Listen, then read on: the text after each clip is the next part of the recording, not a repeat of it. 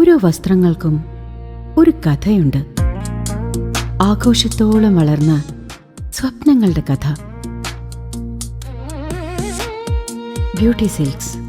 വാക്കുകൾ നിശബ്ദമാകുമ്പോൾ വസ്ത്രങ്ങൾ സംസാരിക്കട്ടെ.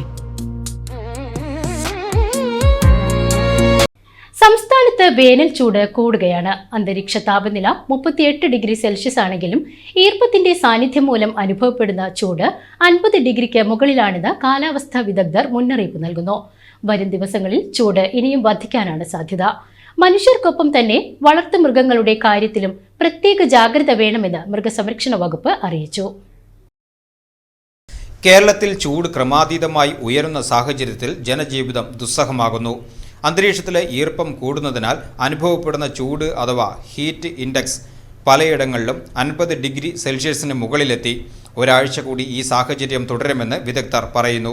ദക്ഷിണേന്ത്യയിൽ ഉച്ചസമയത്ത് സൂര്യൻ നേരിട്ട് പതിക്കുന്നതിനാൽ അൾട്രാ വയലറ്റ് രശ്മികളുടെ അളവ് വർദ്ധിക്കുന്നതും മഴമേഘങ്ങളുടെ അഭാവവുമാണ് ചൂട് കൂടാൻ പ്രധാന കാരണം. അടുത്ത 2 ദിവസങ്ങളിൽ വയനാട്, ഇടുക്കി ഒഴികെയുള്ള ജില്ലകളിൽ താപനില 36 ഡിഗ്രിക്ക് മുകളിൽ തുടരും. എറണാകുളം ജില്ലയിൽ താപനില 37 ഡിഗ്രി വരെ ഉയരാൻ സാധ്യതയുള്ളതിനാൽ മഞ്ഞ അലേർട്ട് പ്രഖ്യാപിച്ചിട്ടുണ്ട്. കടുത്ത ചൂട് വളർത്തുമൃഗങ്ങളുടെ ആരോഗ്യത്തെയും പാൽ ഉൽപ്പാദനത്തെയും ബാധിക്കുമെന്ന് മൃഗസംരക്ഷണ വകുപ്പ് മുന്നറിയിപ്പ് നൽകുന്നു.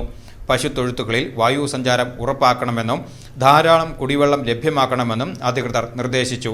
പശുക്കളുടെ ശരീരത്തിൽ നേരിട്ട് വെള്ളമൊഴിക്കുന്നതിന് പകരം സ്പ്രിംഗ്ലറോ ഷവറോളോ ഉപയോഗിച്ച് തുള്ളിനന നൽകണം. പച്ചപ്പുല്ല്, അസോള തുടങ്ങിയ ഇലത്തീറ്റകൾ നൽകുന്നതിനൊപ്പം അസിഡോസിസ് തടയാൻ തീറ്റയിൽ അപ്പക്കാരം ചേർക്കണമെന്നും മൃഗസംരക്ഷണ വകുപ്പ് നിർദ്ദേശിക്കുന്നു. എരുമകൾക്കായി വെള്ളം നിറച്ച ടാങ്കുകൾ ഒരുക്കുന്നത് അവയുടെ ശരീര താപനില ക്രമീകരിക്കുവാനും സഹായിക്കും.